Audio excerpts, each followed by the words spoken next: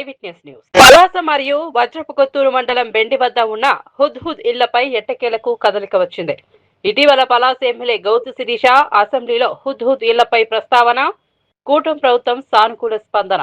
అసెంబ్లీలో శిరీష మాట్లాడుతూ హుద్ ఇళ్లు మౌలిక వస్తువులు కల్పించాలని, మరమ్మతులు చేసి లబ్ధిదారులకు అందించాలని ప్రభుత్వంను కోరారు. 2014 టీడీపీ హయాంలో ఉత్తరాంధ్రలో హుద్ తుఫాన్ ప్రభావం వల్ల బాధితుల కోసం పలాస బెండి వద్ద 396 ఇళ్లను నిర్మించారు.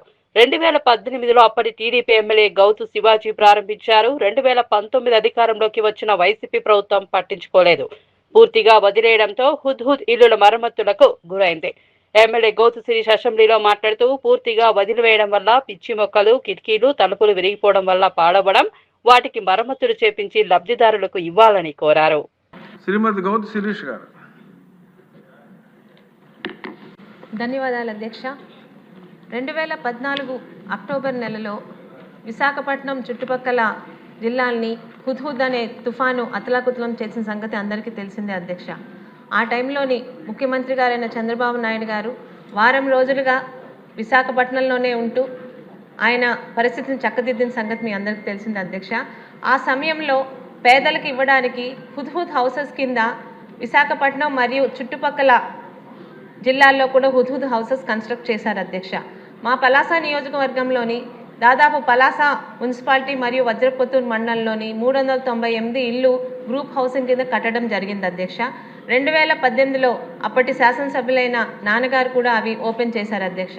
అయితే 2018 అక్టోబర్లో తిత్లీ తుఫాను ముఖ్యంగా పలాసానే చుట్టుపక్కల ఇబ్బంది పెట్టడం దృష్ట్యా వాటి తాలూకా బెనిఫిషరీస్కి ఇవ్వడం అన్నది అప్పుడు పోస్ట్పోన్ అయింది అధ్యక్ష.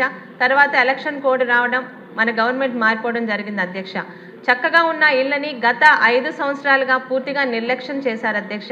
నిర్లక్ష్యం చేయడమే కాకుండా కరోనా క్వారంటైన్ టైంలో ఆ ఇళ్ళనే కరోనా వ్యాధిగ్రస్తులకి అక్కడ ఉంచడం కూడా జరిగింది అధ్యక్ష. ఈరోజు అవి నివాసయోగ్యంగా లేక చాలా పూర్తిగా పాడయ్యాయి అధ్యక్ష. కాస్త ఆ మంత్రి గారు వాటి మీద ఇన్వెస్ట్ చేయగలిగితే అది నాకు పలాసకే కాదు అధ్యక్ష, ఇటు టెక్కలి అటు నా పక్కనున్న ఇచ్చాపురంలో కూడా ఈ హుద్ హౌసెస్ ఉన్నాయి అధ్యక్ష.